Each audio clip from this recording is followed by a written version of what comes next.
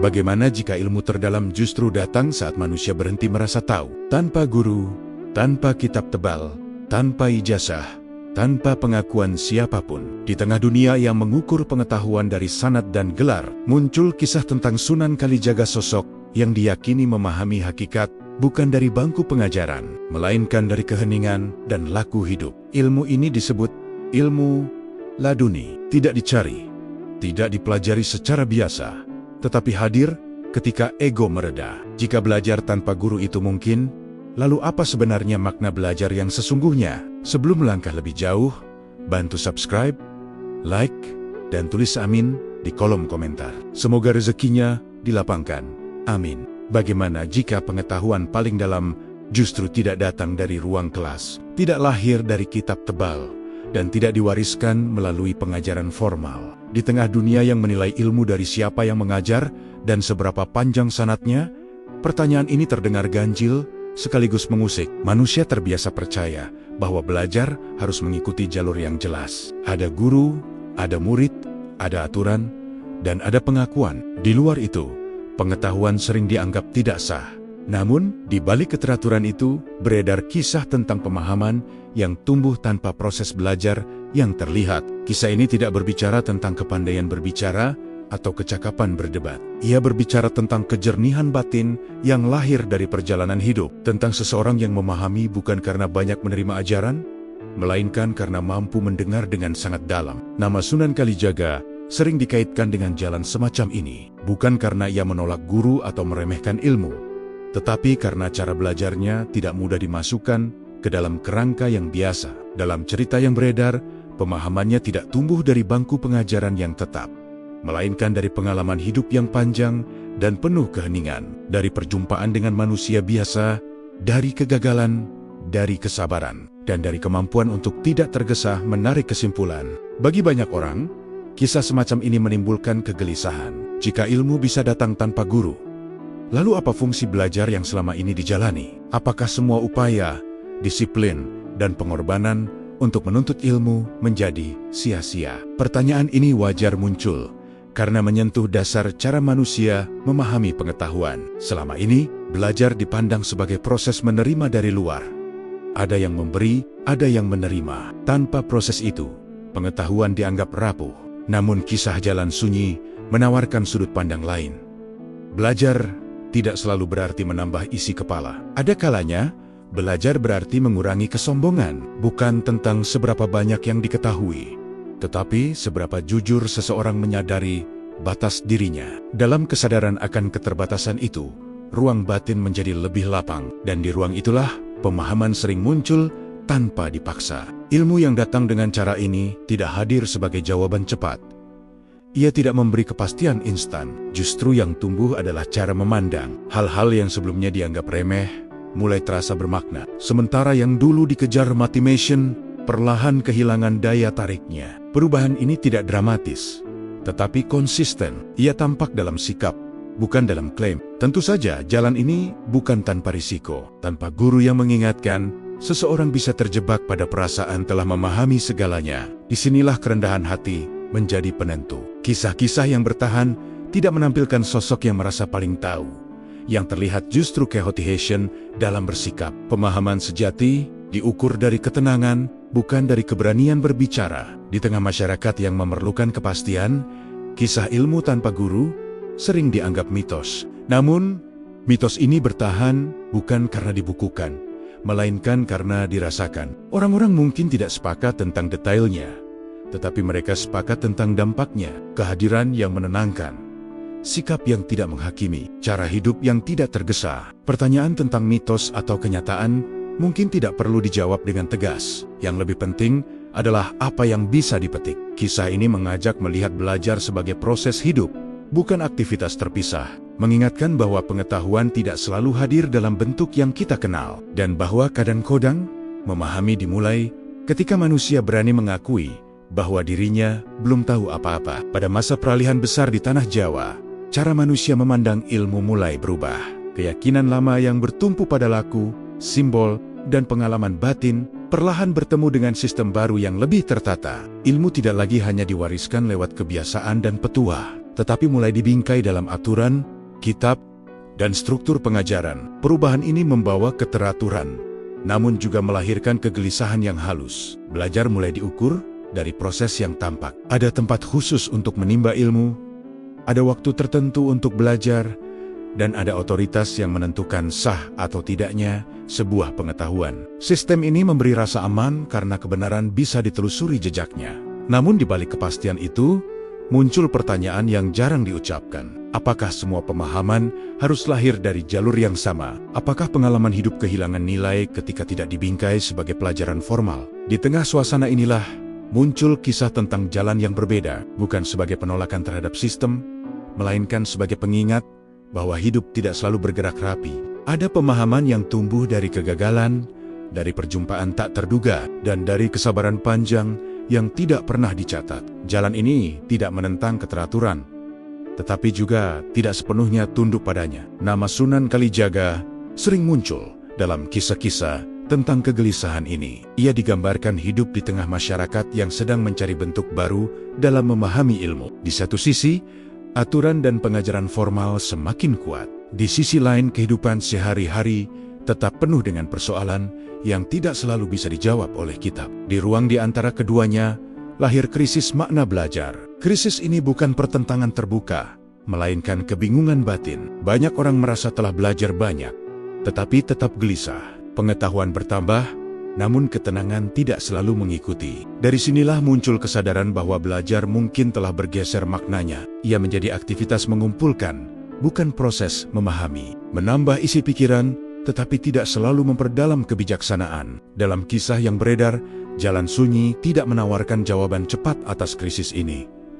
Ia hadir sebagai sikap seseorang tetap belajar, tetap bekerja, dan tetap menjalani peran sosialnya. Namun di saat yang sama, ia menjaga jarak dari dorongan untuk selalu membuktikan diri. Kesadaran tidak diukur dari seberapa banyak yang dikuasai, melainkan dari seberapa jernih seseorang memandang dirinya dan orang lain. Perubahan zaman sering memaksa manusia memilih mengikuti arus demi kepastian atau menepi demi kejernihan. Namun pilihan ini tidak selalu hitam putih. Jalan yang ditempuh tidak harus ekstrem.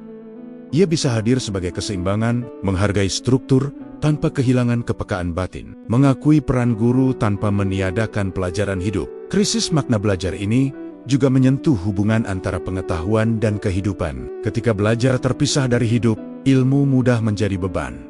Ia dihafal, tetapi tidak dihidupi. Jalan Sunyi mengingatkan bahwa pengetahuan sejati seharusnya mempengaruhi cara bersikap. Jika tidak, maka ada jarak yang perlu dijembatani. Di tengah perubahan besar, kegelisahan sering dianggap kelemahan, padahal kegelisahan bisa menjadi tanda bahwa sesuatu perlu ditinjau ulang. Kisah tentang jalan yang berbeda bertahan karena ia menjawab kegelisahan ini tanpa memaksakan bentuk baru. Ia tidak memberi rumus, tetapi memberi arah, bahwa belajar bukan sekadar mengikuti sistem, melainkan menjaga kesadaran agar ilmu tetap berpihak pada kemanusiaan. Dari krisis inilah, langkah berikutnya mulai terbentuk. Ketika manusia mulai mencari pemahaman di luar jalur yang mapan, perjalanan hidup itu sendiri perlahan tampil sebagai ruang belajar yang luas. Sebuah jalan yang tidak tercatat, tetapi terus dijalani dalam keheningan. Tidak semua perjalanan meninggalkan jejak yang mudah dibaca. Ada jalan yang tidak tercatat dalam tulisan,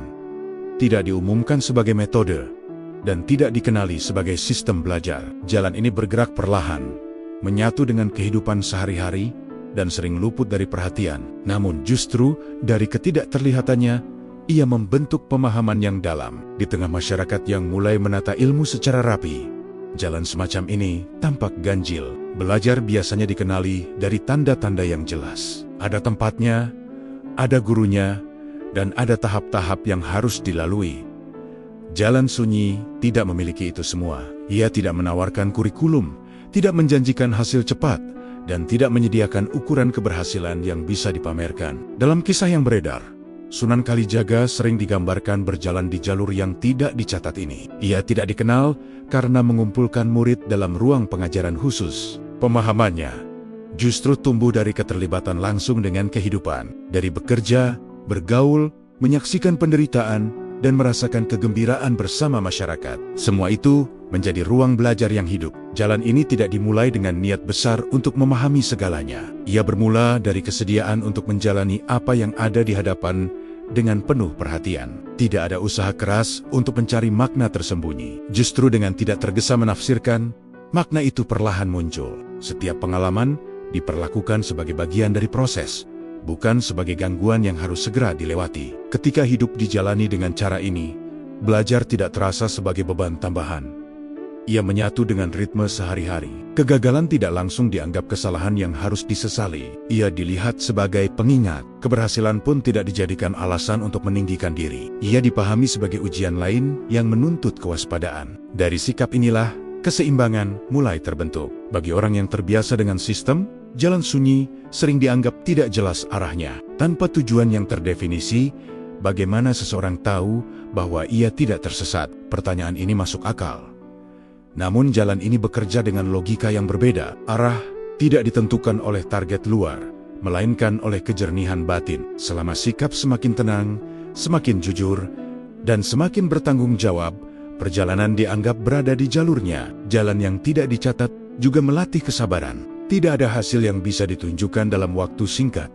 Pemahaman tumbuh perlahan, seringkali tanpa disadari.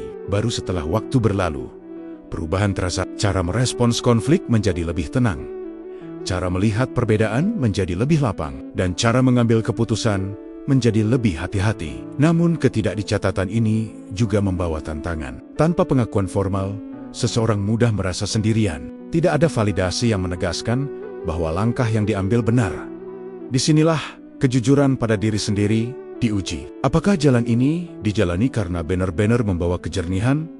Atau hanya karena ingin merasa berbeda? Kisah tentang jalan sunyi bertahan karena ia tidak memaksa untuk diikuti. Ia hadir sebagai kemungkinan. Setiap orang bebas menempuhnya atau tidak. Tidak ada tuntutan untuk meniru.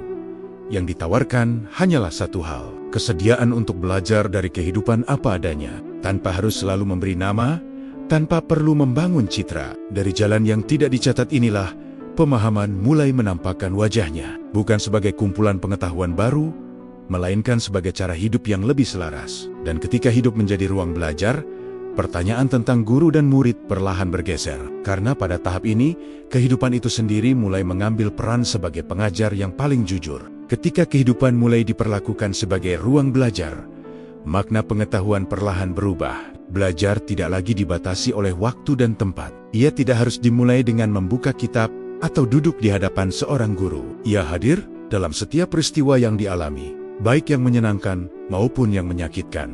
Dari sinilah pemahaman tumbuh dengan cara yang tidak selalu disadari. Banyak orang terbiasa memisahkan antara hidup dan belajar. Hidup dijalani untuk bertahan, sementara belajar dilakukan untuk menambah pengetahuan. Pemisahan ini membuat ilmu terasa jauh dari kenyataan. Ia dipahami sebagai sesuatu yang disimpan di pikiran, bukan yang membentuk sikap. Jalan sunyi menawarkan pandangan lain, bahwa hidup itu sendiri adalah pelajaran yang tidak pernah berhenti. Dalam kisah yang beredar, Sunan Kalijaga digambarkan memahami kehidupan dengan cara ini. Ia tidak melihat pengalaman sebagai kebetulan. Setiap pertemuan dianggap memiliki makna. Setiap kesulitan dilihat sebagai pengingat. Tidak ada peristiwa yang sepenuhnya sia-sia, karena semuanya berkontribusi pada pembentukan kesadaran. Belajar dari kehidupan menuntut kehadiran penuh.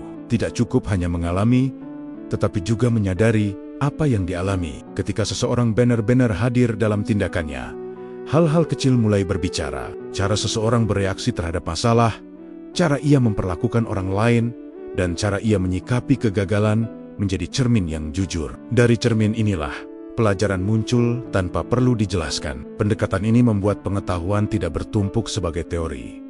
Ia mengendap sebagai kebijaksanaan yang hidup. Seseorang tidak perlu mengingat banyak definisi. Yang ia ingat adalah dampak dari pilihannya. Ketika sebuah sikap membawa ketenangan, ia diingat. Ketika sebuah keputusan menimbulkan penyesalan, ia menjadi peringatan. Proses ini sederhana, tetapi mendalam. Namun, belajar dari kehidupan bukan jalan yang mudah. Ia tidak memberi jarak aman seperti kitab. Kitab bisa dibuka dan ditutup sesuai kebutuhan. Kehidupan tidak demikian. Ia terus berjalan dan menuntut respons. Kesalahan tidak bisa dihapus dengan membaca ulang. Dampaknya harus dihadapi. Karena itu, belajar dari kehidupan menuntut keberanian, dan kejujuran. Kejujuran menjadi kunci utama. Tanpa kejujuran, pengalaman tidak berubah menjadi pelajaran. Seseorang bisa mengulang kesalahan yang sama tanpa menyadarinya. Jalan sunyi mengajak untuk bercermin tanpa menyalahkan, mengakui keterbatasan tanpa merasa rendah. Dari sikap ini, pembelajaran menjadi mungkin. Belajar dari kehidupan juga mengikis keinginan untuk merasa paling tahu. Ketika seseorang menyadari betapa rumitnya kenyataan, ia menjadi lebih rendah hati. Tidak semua hal bisa dijelaskan dengan satu jawaban. Tidak semua masalah bisa diselesaikan dengan satu rumus. Kesadaran ini membuat sikap menjadi lebih lentur dan tidak kaku. Dalam konteks ini, kitab tidak ditolak. Kitab tetap memiliki tempat sebagai penunjuk dan pengingat. Namun ia tidak berdiri sendirian. Kitab perlu dihidupi agar maknanya terasa. Tanpa laku hidup, pengetahuan mudah menjadi hiasan pikiran. Jalan sunyi menempatkan kehidupan sebagai penguji akhir dari apapun yang dipahami. Ketika belajar berpindah dari kitab ke kehidupan, ukuran keberhasilan pun berubah. Bukan lagi seberapa banyak yang dihafal, tetapi seberapa selaras seseorang menjalani hidupnya. Apakah sikapnya semakin tenang? Apakah keputusannya semakin bertanggung jawab? Pertanyaan-pertanyaan inilah yang menjadi penanda. Dari sini terlihat bahwa belajar tidak harus selalu terlihat sebagai proses formal. Ia bisa hadir dalam kesederhanaan, dalam cara bekerja, dalam cara berbicara, dan dalam cara menghadapi masalah.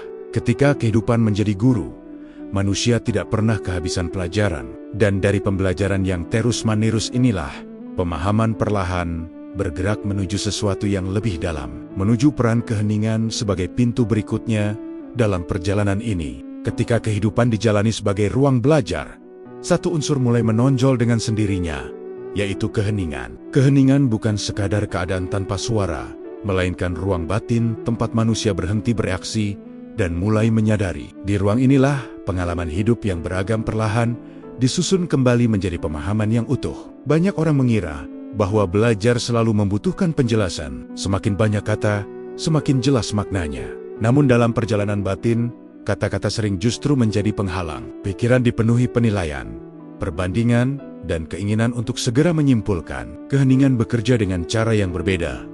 Ia tidak menjelaskan, tetapi memperlihatkan. Dalam kisah-kisah yang berkembang, Sunan Kalijaga sering digambarkan akrab dengan keheningan semacam ini. Bukan karena ia menjauh dari kehidupan sosial, tetapi karena ia tidak membiarkan kegaduhan luar menguasai batinnya. Ia hadir di tengah manusia, berbincang dan bekerja, namun tetap menjaga ruang dalam dirinya agar tidak larut dalam reaksi yang berlebihan. Keheningan memungkinkan seseorang mendengar sesuatu yang biasanya tertutup oleh kebisingan pikiran. Bukan suara dari luar, melainkan isyarat batin. Isyarat ini tidak datang sebagai perintah tegas. Ia hadir sebagai rasa tidak nyaman yang mengingatkan untuk berhenti, atau sebagai ketenangan yang muncul ketika sebuah sikap dirasa tepat. Dari sinilah, pemahaman mulai tumbuh tanpa perlu diajarkan.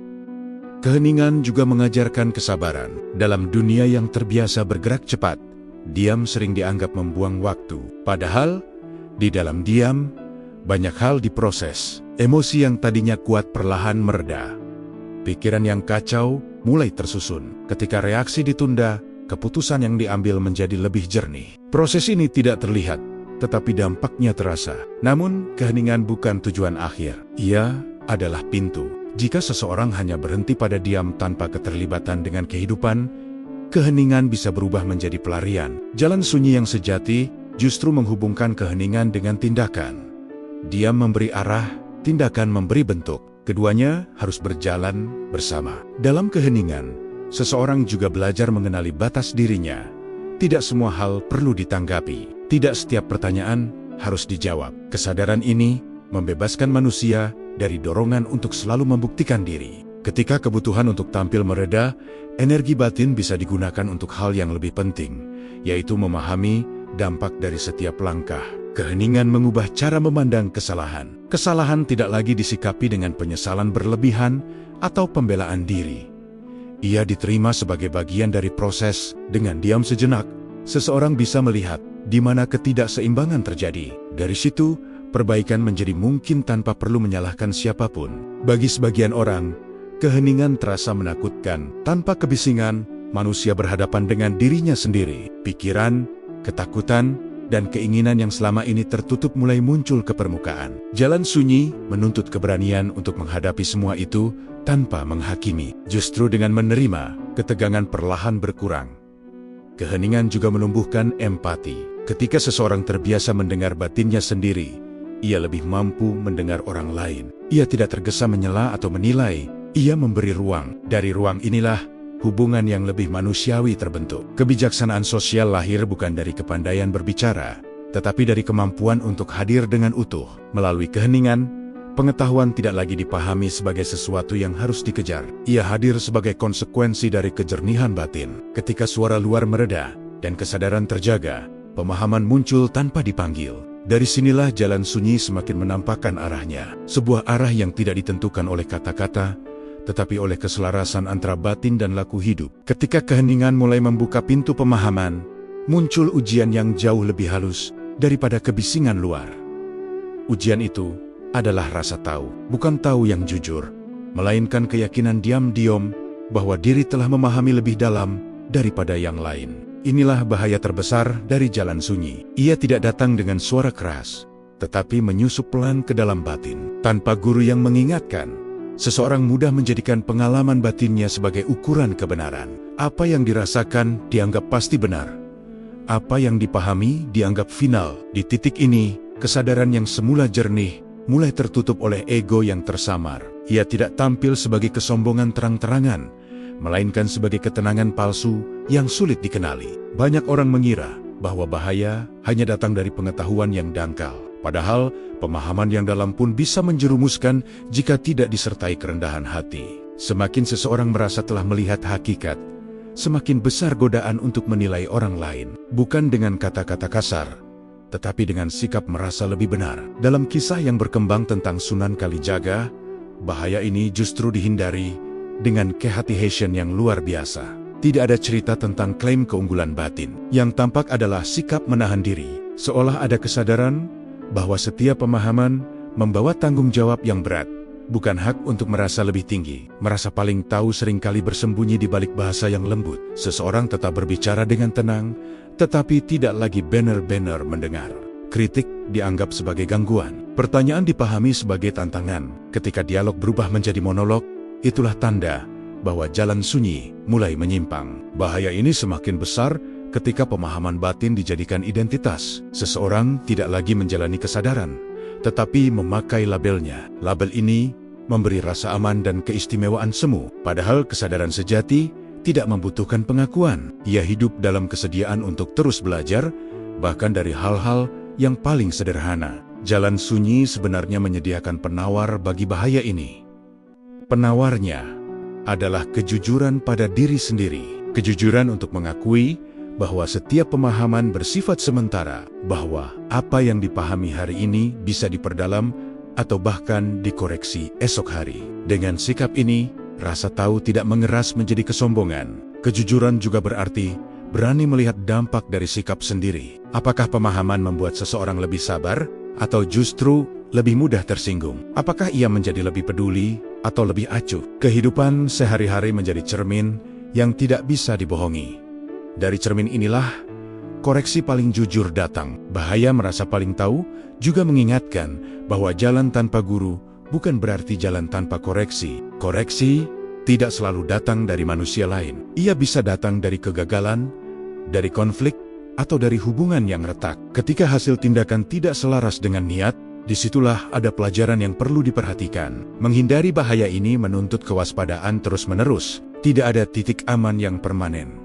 Setiap pemahaman baru membawa potensi jebakan baru. Karena itu, kerendahan hati bukan sikap tambahan, melainkan fondasi utama. Tanpa fondasi ini, jalan sunyi mudah berubah menjadi jalan yang memisahkan diri dari sesama. Pada akhirnya ukuran pemahaman bukan terletak pada seberapa banyak yang disadari, tetapi pada seberapa ringan seseorang memandang dirinya. Semakin ringan, semakin lapang ruang batinnya. Dan dari kelapangan inilah jalan sunyi tetap terjaga sebagai sumber kejernihan, bukan sebagai panggung untuk merasa paling tahu. Ketika bahaya merasa paling tahu mulai disadari, muncul pemahaman baru tentang hakikat ilmu yang sejati. Ilmu yang lahir dari jalan sunyi tidak hadir sebagai kemampuan yang bisa dipertontonkan. Ia tidak muncul dalam bentuk kelebihan yang mencolok atau keahlian yang langsung membuat orang terkesan. Justru karena tidak tampak itulah, ia sering diragukan. Manusia terbiasa menilai dari apa yang terlihat. Kepandaian diukur dari kefasihan bicara,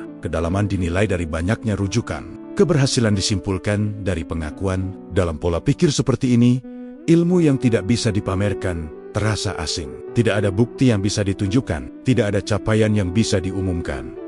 Yang ada hanya perubahan sikap yang halus. Dalam kisah-kisah yang berkembang, Sunan Kalijaga sering digambarkan berada di wilayah ini. Tidak ada cerita tentang ia menampilkan kelebihan batin di hadapan orang banyak. Yang tertinggal justru kesan bahwa kehadirannya membawa ketenangan. Orang-orang merasa lebih ringan setelah berjumpa, meski tidak selalu ingat apa yang dibicarakan. Ilmu yang tidak bisa dipamerkan bekerja dari dalam. Ia mempengaruhi cara seseorang merespons keadaan. Ketika konflik muncul, ia tidak tergesa memperbesar persoalan.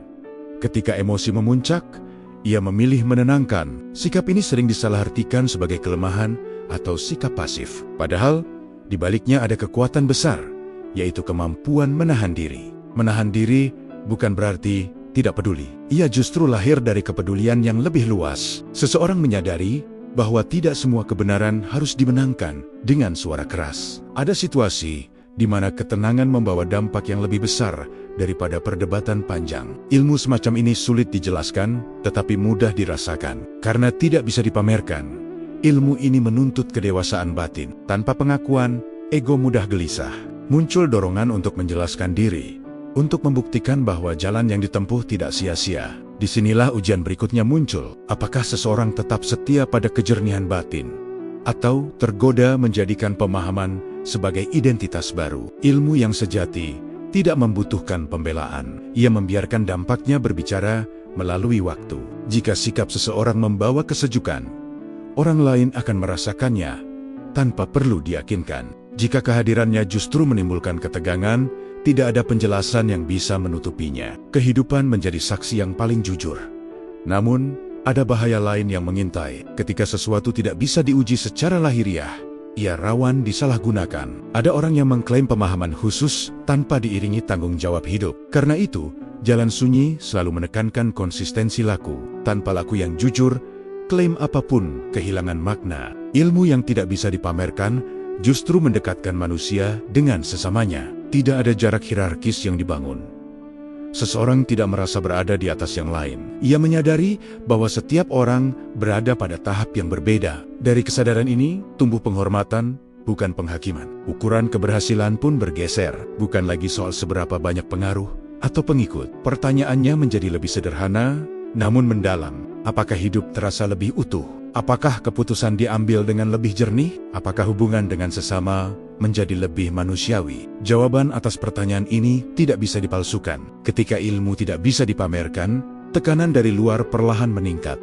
Masyarakat mulai menuntut kejelasan. Mereka ingin bentuk, definisi, dan bukti.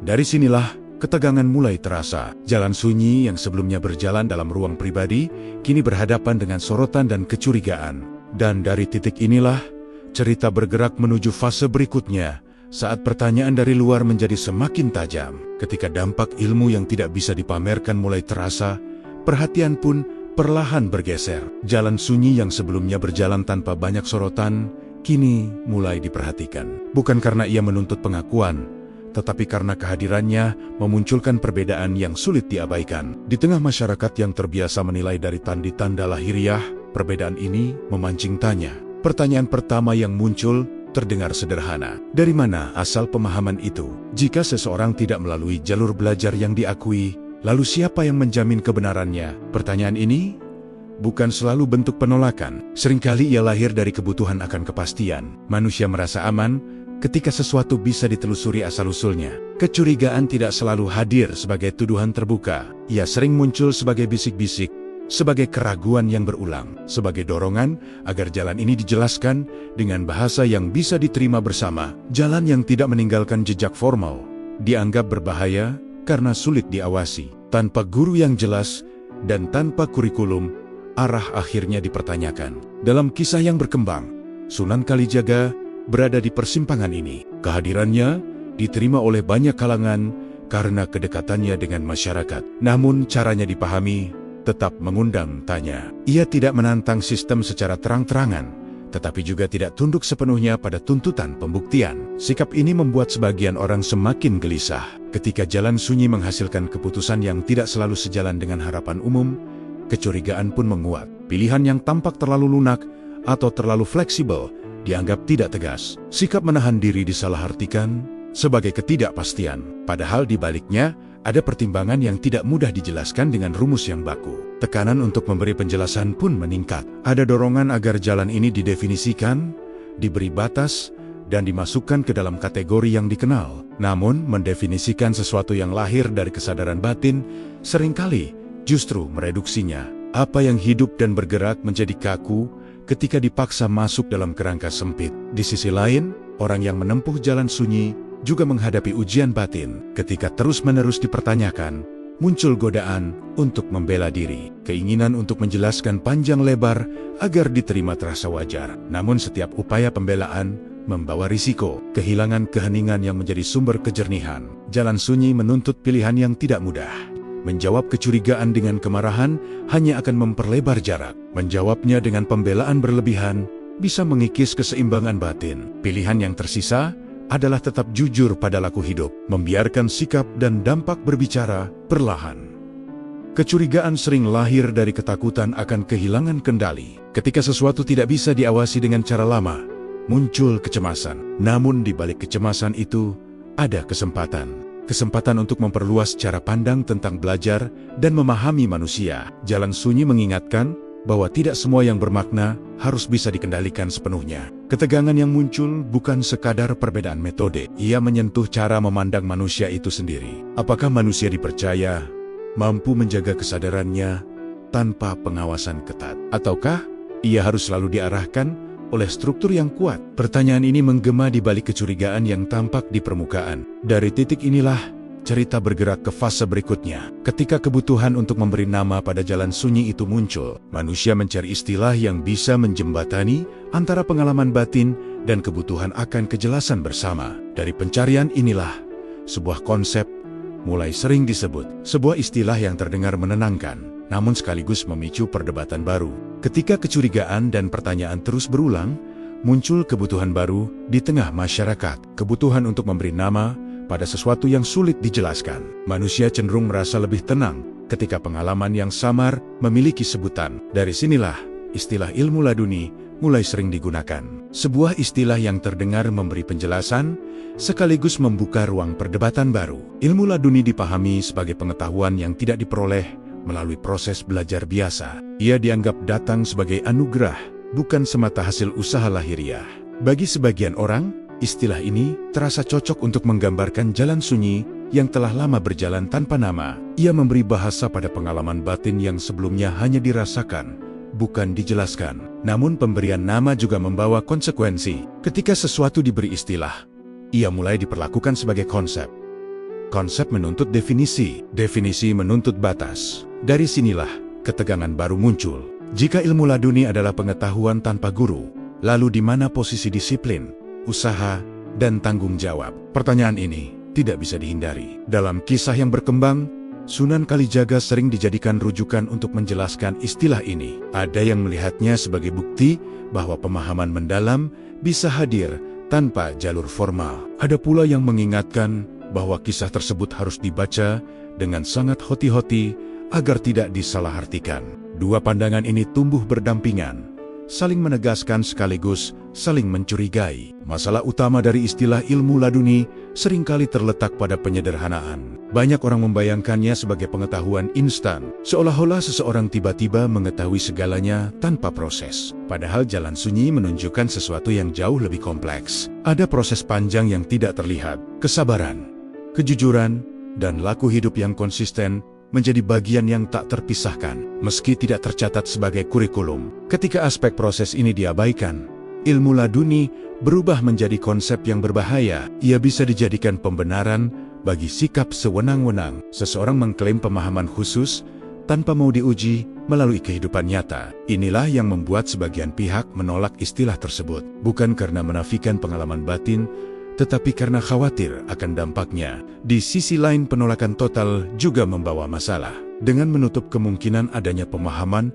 yang lahir dari kesadaran batin. Manusia membatasi cara belajar hanya pada satu jalur. Sejarah menunjukkan bahwa kebijaksanaan sering lahir dari pengalaman hidup yang tidak selalu rapi dan terstruktur. Menolak sepenuhnya berarti menutup pintu pada sisi kemanusiaan yang paling dalam. Perdebatan tentang ilmu laduni akhirnya bergeser dari soal ada atau tidaknya, menjadi soal bagaimana memahaminya dengan jernih. Ilmu laduni tidak berdiri berlawanan dengan usaha. Ia justru menuntut usaha yang lebih halus. Bukan usaha mengumpulkan informasi, tetapi usaha menjaga kesadaran. Bukan usaha tampil meyakinkan, tetapi usaha tetap rendah hati. Istilah ini juga mengingatkan bahwa tidak semua pengetahuan bisa diperlakukan sama. Ada pengetahuan yang bisa diajarkan dengan kata-kata. Ada pula pemahaman yang hanya bisa ditangkap melalui laku hidup. Ketika keduanya dicampur tanpa kehati-hatian, kebingungan muncul. Ilmu laduni menuntut kedewasaan untuk ditempatkan secara proporsional.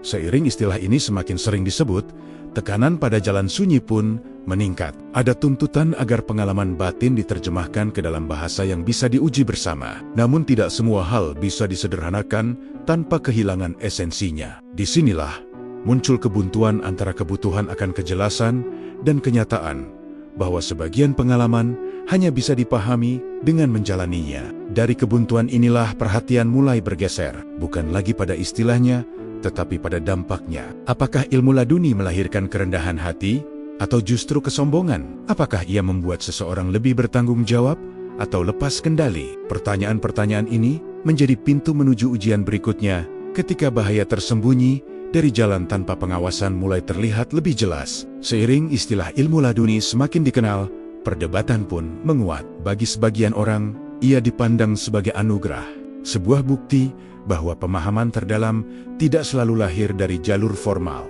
Namun bagi yang lain, istilah ini dianggap berbahaya. Tanpa rambu yang jelas, pengetahuan bisa disalahgunakan dan dijadikan pembenaran bagi sikap yang lepas dari tanggung jawab. Perdebatan ini tidak hanya terjadi di ruang wacana, ia merembes ke dalam cara manusia saling menilai. Ada yang memuja pengalaman batin sebagai puncak kebijaksanaan. Ada pula yang memandangnya dengan curiga karena tidak bisa diuji dengan ukuran yang biasa. Dua sikap ini berhadapan, masing-masing merasa menjaga kebenaran. Di satu sisi, pengalaman batin yang jujur memang bisa melahirkan kejernihan. Seseorang menjadi lebih peka, lebih tenang, dan lebih bertanggung jawab. Dalam kondisi seperti ini, ilmu laduni tampak sebagai anugerah yang memperhalus sikap manusia. Ia tidak meniadakan akal, tetapi menempatkannya berdampingan dengan rasa dan kesadaran. Di sisi lain, tanpa kehati-hatian, klaim pengalaman batin bisa berubah menjadi penyimpangan. Ketika seseorang merasa memperoleh pemahaman langsung tanpa proses yang terlihat, muncul godaan untuk mengabaikan disiplin. Aturan dianggap tidak perlu. Kritik dianggap gangguan. Di titik inilah kekhawatiran banyak pihak menjadi masuk akal. Nama Sunan Kalijaga sering kembali disebut dalam tarik-menarik ini. Ada yang menjadikannya teladan, bahwa pemahaman mendalam bisa hadir tanpa pengajaran formal. Namun ada pula yang mengingatkan bahwa yang patut diteladani bukan klaimnya, melainkan sikap hidupnya. Kerendahan hati, kehati-hatian, dan konsistensi laku justru menjadi inti dari kisah-kisah yang bertahan. Perdebatan ini seringkali melewatkan satu hal penting. Ilmu laduni tidak pernah berdiri sendiri. Ia tidak muncul dalam ruang kosong. Ia tumbuh dari kesiapan batin yang ditempa oleh pengalaman hidup yang panjang. Tanpa proses ini, istilah tersebut kehilangan maknanya. Yang tersisa hanya label yang mudah disalahgunakan. Ketegangan antara anugerah dan penyimpangan juga memperlihatkan perbedaan cara memandang manusia. Apakah manusia dipercaya mampu menjaga kesadarannya sendiri, ataukah ia harus selalu dikawal oleh struktur yang ketat?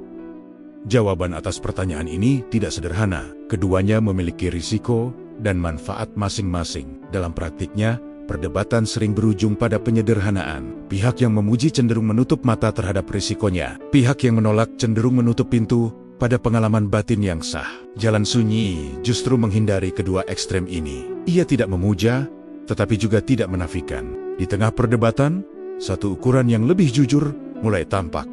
Bukan istilahnya yang penting, melainkan dampaknya. Apakah pemahaman membuat seseorang lebih rendah hati atau lebih angkuh? Apakah ia lebih bertanggung jawab atau justru bebas tanpa kendali? Ukuran ini tidak memerlukan definisi rumit, ia terlihat dalam kehidupan sehari-hari. Perdebatan tentang ilmu laduni akhirnya memaksa manusia bercermin, bukan hanya tentang apa yang diketahui, tetapi tentang bagaimana pengetahuan itu digunakan. Ketika ilmu melahirkan kepedulian dan keseimbangan, ia layak dihargai. Ketika ia melahirkan kesombongan dan kekacauan, ia perlu dikritisi. Dari perdebatan inilah jalan sunyi memasuki fase yang lebih berbahaya. Bukan lagi ditantang oleh penolakan luar, tetapi oleh godaan dari dalam. Godaan untuk merasa memiliki sesuatu yang istimewa. Godaan untuk menjadikan pemahaman sebagai alasan untuk berada di atas yang lain. Disinilah ujian berikutnya menunggu. Ketika risiko tersembunyi dari jalan tanpa pengawasan mulai memperlihatkan wajahnya dengan lebih jelas. Setelah perdebatan tentang ilmu laduni menguat, perhatian perlahan bergeser ke sisi yang lebih dalam. Bukan lagi soal istilah atau legitimasi, melainkan risiko yang tersembunyi di balik jalan tanpa pengawasan. Risiko ini tidak selalu tampak di permukaan. Ia bekerja pelan, menyusup ke dalam batin, dan sering baru disadari ketika dampaknya sudah terasa. Jalan tanpa pengawasan berarti tidak ada rambu yang terlihat, tidak ada guru yang secara rutin mengingatkan, tidak ada sistem yang menilai arah langkah. Dalam kondisi seperti ini, seseorang sangat bergantung pada kejernihan batinnya sendiri. Jika kejernihan itu terjaga, jalan ini bisa melahirkan kebijaksanaan. Namun jika tidak, ia bisa berubah menjadi jebakan yang halus. Risiko pertama adalah ilusi kebenaran pribadi. Ketika seseorang merasa memperoleh pemahaman langsung dari batinnya, ia bisa tergoda menganggap pandangannya selalu benar. Setiap keputusan dianggap lahir dari kesadaran tinggi. Setiap kritik dianggap tidak memahami kedalaman yang ia rasakan. Disinilah kesadaran mulai bergeser menjadi pembenaran diri. Risiko kedua adalah ketiadaan koreksi yang jujur. Dalam sistem belajar yang umum, kesalahan bisa terlihat dan dikoreksi. Dalam jalan sunyi, koreksi tidak selalu datang dalam bentuk kata-kata. Ia hadir sebagai konsekuensi hidup. Jika seseorang tidak peka membaca konsekuensi ini, kesalahan bisa diulang tanpa disadari. Jalan terus ditempuh, tetapi arah perlahan menyimpang. Dalam kisah-kisah yang bertahan tentang Sunan Kalijaga, risiko ini justru diantisipasi dengan laku hidup yang konsisten. Tidak ada cerita tentang ia mengandalkan perasaan semata. Yang tampak adalah kehati-hatian dalam bertindak. Setiap langkah seolah ditimbang, bukan hanya dari niat, tetapi dari dampaknya bagi orang lain. Risiko berikutnya adalah penyalahgunaan istilah. Ketika jalan tanpa pengawasan dibungkus dengan bahasa yang terdengar luhur, ia bisa menarik orang-orang yang belum siap. Ilmu laduni lalu dipahami sebagai jalan pintas. Tanpa proses panjang, tanpa latihan kesadaran, seseorang merasa berhak mengklaim pemahaman khusus. Di titik ini, jalan sunyi kehilangan esensinya. Bahaya semacam ini tidak selalu disadari oleh pelakunya. Niat awal bisa jadi tulus, namun tanpa refleksi yang terus-menerus, niat itu mudah terseret oleh ego. Kesadaran yang seharusnya membebaskan justru mengikat. Seseorang menjadi sulit menerima pandangan lain dan semakin terisolasi dalam keyakinannya sendiri. Jalan tanpa pengawasan juga menuntut kedewasaan emosional. Tanpa itu, tekanan dari luar bisa memicu reaksi berlebihan. Kritik dianggap serangan, pertanyaan dianggap ancaman. Padahal reaksi-reaksi inilah yang seharusnya menjadi bahan refleksi. Jika reaksi semakin keras, ada tanda bahwa keseimbangan batin mulai goyah. Namun risiko ini bukan alasan untuk menolak jalan sunyi sepenuhnya. Ia justru mengingatkan bahwa kebebasan batin selalu datang bersama tanggung jawab. Semakin besar kebebasan, semakin besar tuntutan kejujuran. Tanpa kejujuran, jalan apapun bisa disalahgunakan. Kehidupan kembali tampil sebagai pengawas yang paling jujur. Ia tidak memberikan nilai, tetapi memberikan dampak. Jika sikap seseorang membawa ketenangan dan keadilan, jalan itu layak diteruskan. Jika ia membawa kegelisahan dan perpecahan, ada sesuatu yang perlu ditinjau ulang. Koreksi ini tidak bisa dihindari, meski seringkali tidak nyaman. Risiko tersembunyi ini menyiapkan panggung bagi pemahaman berikutnya, bahwa jalan sunyi tidak pernah dimaksudkan sebagai pelarian dari disiplin. Ia justru menuntut disiplin yang lebih halus. Disiplin menjaga kesadaran, membaca dampak, dan bersedia bercermin. Dari kesadaran inilah, langkah selanjutnya terbuka, ketika kehidupan sepenuhnya diakui sebagai guru yang tidak bisa ditipu. Ketika risiko jalan tanpa pengawasan mulai disadari, perhatian perlahan beralih pada satu hal yang tidak bisa dihindari. kehidupan itu sendiri. Tanpa kitab yang selalu terbuka dan tanpa guru yang terus mengingatkan, kehidupan tampil sebagai penguji yang paling jujur. Ia tidak berbicara dengan konsep, tetapi dengan akibat. Setiap pilihan membawa dampak, setiap sikap meninggalkan jejak, berbeda dengan pengajaran formal yang memberi ruang untuk mengulang tanpa konsekuensi nyata. Kehidupan tidak selalu menyediakan kesempatan yang sama. Kesalahan bisa terasa pahit, keputusan yang keliru bisa berdampak panjang. Justru karena itulah, kehidupan menjadi guru yang tidak bisa dimanipulasi. Ia menguji bukan niat, tetapi hasil nyata dari tindakan. Dalam jalan sunyi, kehidupan mengambil peran utama sebagai cermin. Apa yang dipahami, diuji dalam hubungan dengan orang lain. Kesabaran diuji saat kepentingan bertabrakan. Kejujuran diuji ketika kejujuran terasa merugikan. Kesadaran diuji ketika emosi memuncak. Dari ujian-ujian inilah, terlihat sejauh mana pemahaman benar-benar hidup. Kisah-kisah tentang Sunan Kalijaga sering menempatkan kehidupan di posisi ini. Tidak ada gambaran tentang ia menghindari masalah demi menjaga citra batin. Justru sebaliknya, ia digambarkan hadir di tengah persoalan masyarakat. Dari situlah pemahamannya diuji, bukan dalam ruang hening yang steril, tetapi dalam kenyataan yang penuh gesekan. Kehidupan mengajarkan dengan cara yang sederhana, namun tegas. Ketika seseorang bertindak dengan kesombongan, hubungan menjadi renggang. Ketika ia bertindak dengan empati, kepercayaan tumbuh. Tidak perlu penjelasan panjang.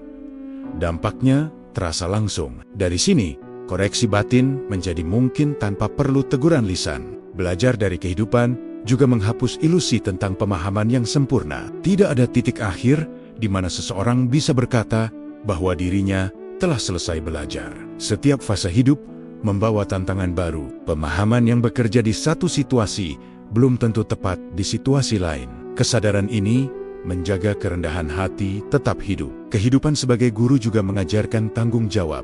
Tidak cukup merasa benar di dalam. Tindakan harus selaras dengan dampaknya di luar. Jika niat baik menghasilkan luka, maka niat itu perlu ditinjau ulang.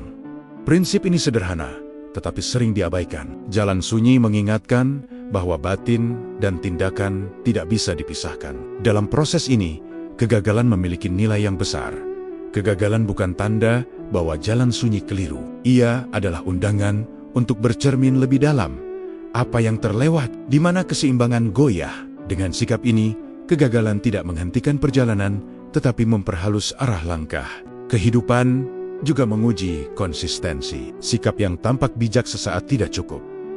Ujian datang ketika tekanan berulang. Apakah ketenangan tetap terjaga? Apakah kejujuran tetap dipilih meski tidak menguntungkan? Dari konsistensi inilah, terlihat apakah pemahaman berakar atau hanya reaksi sesaat. Belajar dari kehidupan menuntut keberanian untuk melihat diri apa adanya, tanpa pembenaran, tanpa alasan yang dibungkus indah.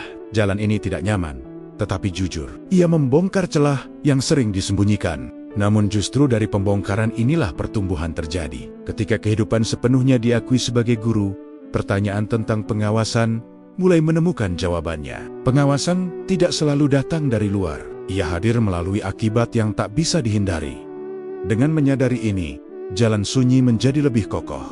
Bukan karena bebas dari risiko, tetapi karena bersedia diuji oleh kenyataan. Dari sini, pemahaman bergerak ke tahap berikutnya. Ketika belajar tidak lagi berhenti pada diri sendiri, melainkan mulai diukur dari tanggung jawab yang menyertainya. Karena setiap pengetahuan, terutama yang lahir dari kesadaran batin, selalu membawa beban etis yang tidak ringan. Ketika kehidupan diakui sebagai guru paling jujur, pemahaman tidak lagi berhenti pada apa yang diketahui. Ia bergerak menuju pertanyaan yang lebih berat. Untuk apa pengetahuan itu digunakan? Di titik ini, ilmu kehilangan sifat netralnya. Setiap pemahaman membawa konsekuensi karena ia membentuk cara seseorang bersikap, memilih, dan bertindak di tengah kenyataan. Ilmu sebagai tanggung jawab menuntut kedewasaan batin. Seseorang tidak bisa lagi bersembunyi di balik niat baik. Niat adalah awal, tetapi dampak adalah penentu. Jika sebuah keputusan melukai, maka ada sesuatu yang perlu ditinjau ulang, meski keputusan itu lahir dari keyakinan yang terasa benar di dalam. Jalan sunyi mengajarkan bahwa batin dan akibat tidak boleh dipisahkan. Dalam kisah-kisah yang berkembang, Sunan Kalijaga sering digambarkan menempatkan pemahaman pada ranah tanggung jawab ini. Tidak ada cerita tentang ia menggunakan pengetahuan untuk menguasai atau memenangkan perdebatan. Yang tampak justru kesediaan menahan diri. memilih waktu yang tepat untuk berbicara, memilih diam ketika kata-kata berpotensi melukai. Tanggung jawab ilmu juga terlihat dalam cara memperlakukan perbedaan. Ketika seseorang merasa memahami lebih dalam, godaan untuk merendahkan pandangan lain sangat besar. Jalan Sunyi menolak godaan ini. Pemahaman sejati justru melahirkan empati. Seseorang menyadari bahwa setiap manusia berada pada tahap yang berbeda. Tidak semua perlu dipaksa mengikuti jalan yang sama. Ilmu yang bertanggung jawab tidak mencari pengikut. Ia tidak membutuhkan validasi dalam bentuk jumlah atau pengaruh. Ketika pengetahuan digunakan untuk menarik perhatian, tujuan sering bergeser. Yang semula untuk kebaikan bersama berubah menjadi pembentukan citra. Jalan Sunyi mengingatkan bahwa pengaruh yang paling jujur tidak diumumkan. Ia dirasakan perlahan melalui sikap. Tanggung jawab juga berarti kesiapan untuk dikoreksi. Pemahaman hari ini tidak menjamin kebenaran esok hari.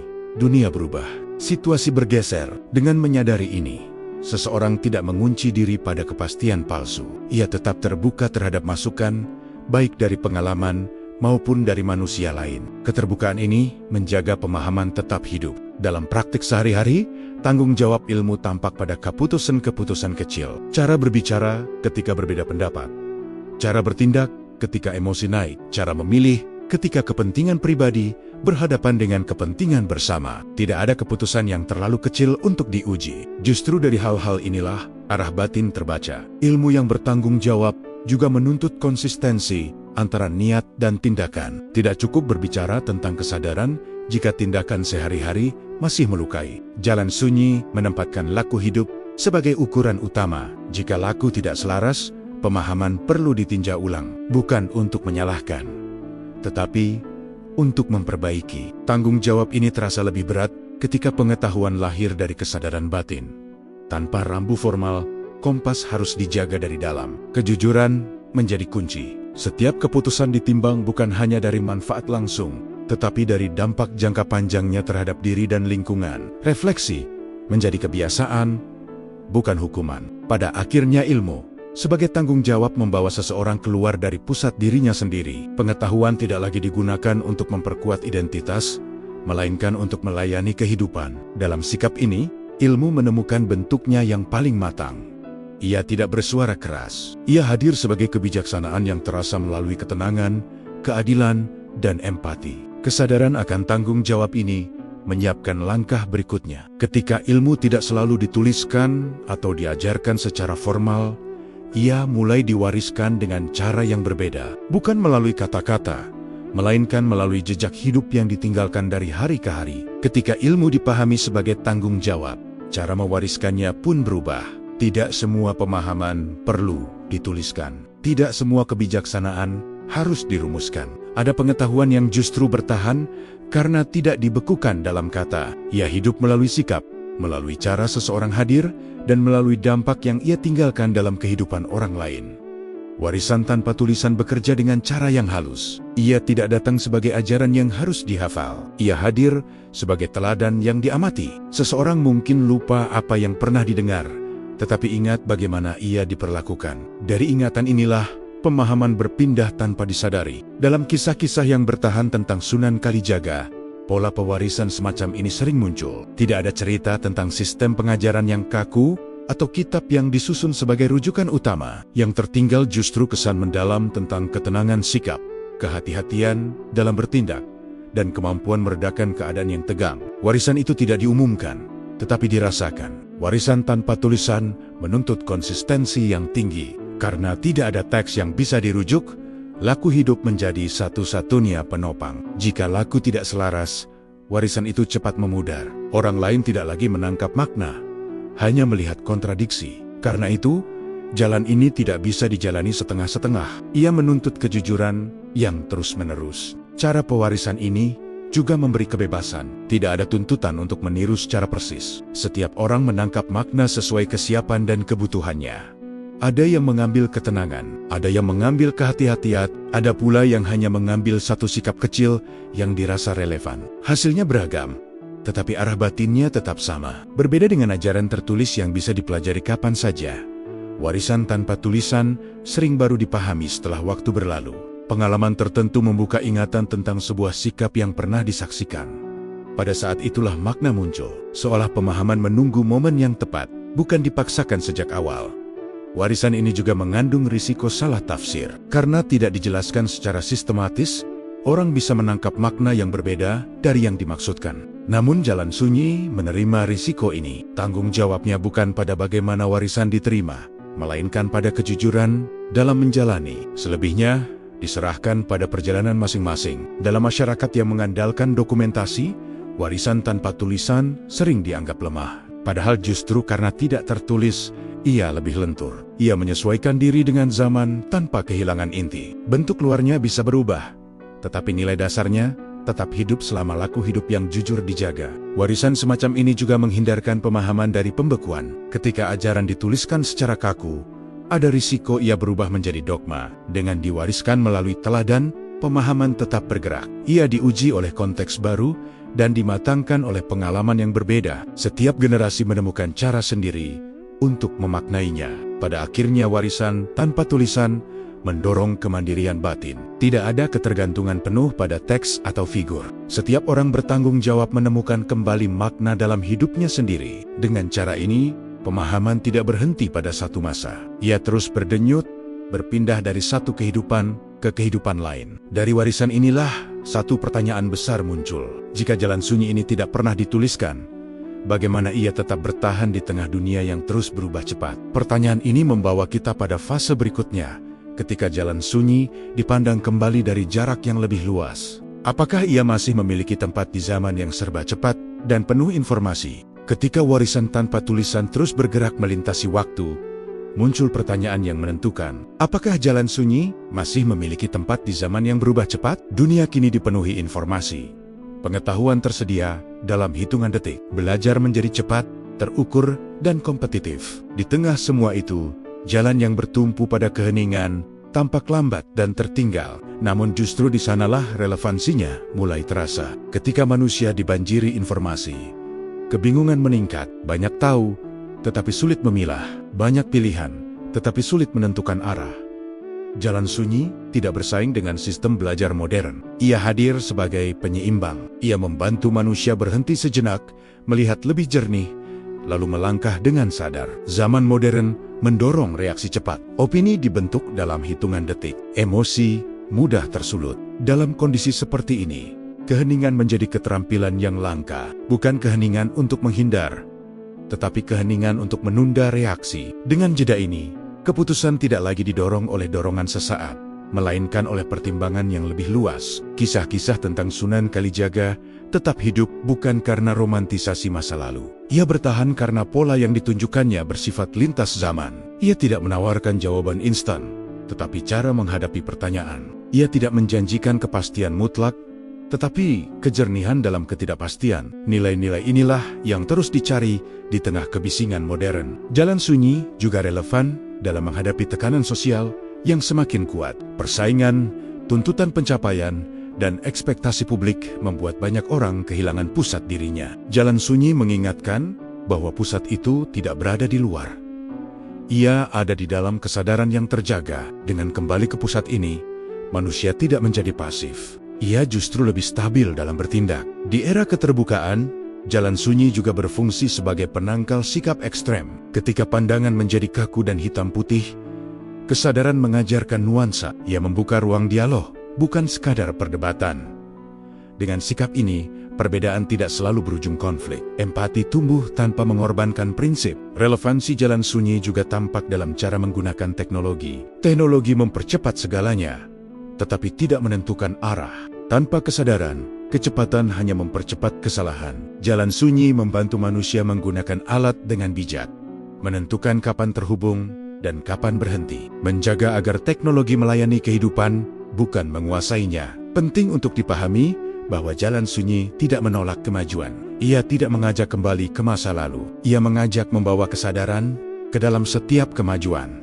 Struktur, sistem, dan metode tetap berguna, namun tanpa kesadaran, semua itu bisa kehilangan makna. Jalan Sunyi menempatkan kesadaran sebagai fondasi agar kemajuan tetap manusiawi. Jalan ini juga tidak dimaksudkan untuk diikuti secara massal. Ia bukan formula yang bisa diterapkan seragam. Jalan Sunyi adalah undangan, bukan perintah. Setiap orang mengambil sejauh yang mampu dan sesuai dengan konteks hidupnya. Tidak ada tuntutan untuk menjadi seperti siapapun. Yang ada hanyalah ajakan untuk lebih jujur pada diri sendiri. Relevansi sejati dari jalan sunyi terletak pada tanggung jawab pribadi. Manusia belajar menjaga arah batinnya sendiri. Kesadaran menjadi kompas. Laku hidup menjadi peta. Pengalaman menjadi guru yang terus berbicara. Dengan cara ini, belajar tidak bergantung sepenuhnya pada otoritas luar. Ketika dunia bergerak semakin cepat, kemampuan untuk berhenti sejenak menjadi kekuatan. Jalan sunyi menawarkan kekuatan itu. Ia tidak menjanjikan kemudahan, tetapi memberi kejernihan. Dari kejernihan inilah, manusia bisa melangkah dengan lebih tepat. Dan dari sinilah, perjalanan mendekati penutup. Saat makna jalan sunyi dirangkum bukan sebagai konsep, melainkan sebagai sikap hidup yang utuh. Setelah perjalanan panjang melalui jalan sunyi, satu pemahaman perlahan menjadi jelas. Ilmu laduni bukan tentang kemampuan luar biasa atau pengetahuan yang datang tiba-tiba tanpa sebab. Ia bukan jalan pintas untuk melampaui orang lain. Makna sejatinya jauh lebih sederhana sekaligus lebih berat. Ia adalah kesiapan batin untuk belajar langsung dari kehidupan dengan penuh kesadaran. Belajar tanpa guru sering disalahpahami sebagai berjalan sendirian. Padahal yang dimaksud bukan ketiadaan pembimbing, melainkan kehadiran kesadaran. Kesadaran inilah yang membuat setiap peristiwa menjadi pelajaran. Tanpa kesadaran, guru terbaik sekalipun tidak akan mampu menanamkan pemahaman. Dengan kesadaran, kehidupan yang paling biasa pun bisa menjadi pengajar yang dalam. Dalam kisah yang bertahan tentang Sunan Kalijaga, inti dari jalan ini tidak pernah terletak pada klaim. Tidak ada tuntutan agar orang lain mengikuti atau mengakui. Yang ditunjukkan adalah cara hidup. Cara berjalan di tengah dunia tanpa larut dalam kegaduhan. Cara hadir tanpa kehilangan kejernihan. Dari sanalah pemahaman lahir dan terus dijaga. Makna sejati ilmu laduni tampak ketika seseorang tidak lagi sibuk menilai dirinya telah sampai atau belum. Perjalanan tidak diukur dari pencapaian batin tertentu, tetapi dari sikap sehari-hari. Apakah seseorang menjadi lebih sabar? Apakah ia lebih adil? Apakah ia lebih bertanggung jawab terhadap dampak dari tindakannya? Ukuran ini tidak bisa dipalsukan. Ilmu laduni juga tidak meniadakan usaha. Ia justru menuntut usaha yang lebih halus. Usaha untuk jujur pada diri sendiri. Usaha untuk menahan reaksi yang berlebihan. Usaha untuk tetap terbuka pada koreksi. Semua ini tidak mudah karena tidak terlihat dan jarang mendapat pengakuan. Namun justru disitulah nilainya. Jalan sunyi mengajarkan bahwa belajar tidak pernah selesai. Setiap fase hidup membawa tantangan baru. Pemahaman yang terasa tepat hari ini bisa diuji esok hari. Dengan menerima ketidakselesaian ini, seseorang terhindar dari kesombongan. Ia berjalan dengan sikap ingin terus memperbaiki, bukan ingin terlihat paling tahu. Makna sejati ilmu laduni juga terlihat dari hubungannya dengan sesama. Pemahaman yang benar tidak menciptakan jarak, ia justru mendekatkan. Seseorang menjadi lebih peka terhadap kondisi orang lain, lebih berhati-hati dalam berbicara, lebih bijak dalam bertindak. Jika pemahaman membuat seseorang merasa lebih tinggi, maka ada sesuatu yang melenceng. Di titik ini, jelas bahwa ilmu laduni bukan sesuatu yang misterius dan jauh. Ia hadir sebagai kemungkinan yang terbuka bagi siapapun yang bersedia merawat kesadaran. Tidak ada syarat khusus selain kejujuran dan tanggung jawab. Tidak ada jaminan hasil cepat, yang ada adalah proses yang terus berlangsung. Jalan sunyi juga mengingatkan bahwa ilmu tidak boleh kehilangan arah. Pengetahuan tanpa kesadaran mudah berubah menjadi alat pembenaran. Dengan kesadaran, ilmu kembali pada fungsinya yang paling dasar, menjaga keseimbangan hidup, menuntun manusia agar tidak merugikan diri sendiri dan orang lain. Pada akhirnya makna sejati ilmu laduni tidak terletak pada istilahnya, ia terletak pada sikap hidup yang dihasilkan. Ketika seseorang mampu hadir sepenuhnya di dalam dunia, tanpa dikuasai oleh kegaduhan dunia itu sendiri. Ketika ia berjalan tanpa merasa sendirian, karena kehidupan selalu berbicara, disitulah belajar tanpa guru menemukan maknanya. Perjalanan ini tidak berakhir dengan kesimpulan besar. Ia berakhir dengan undangan yang sederhana untuk hidup dengan lebih sadar, untuk belajar dari apa yang dihadapi, dan untuk menjaga agar pengetahuan, dalam bentuk apapun, tetap berpihak pada kemanusiaan. Di sanalah rahasia terdalam ilmu laduni berdiam, bukan untuk dipamerkan, tetapi untuk dijalani.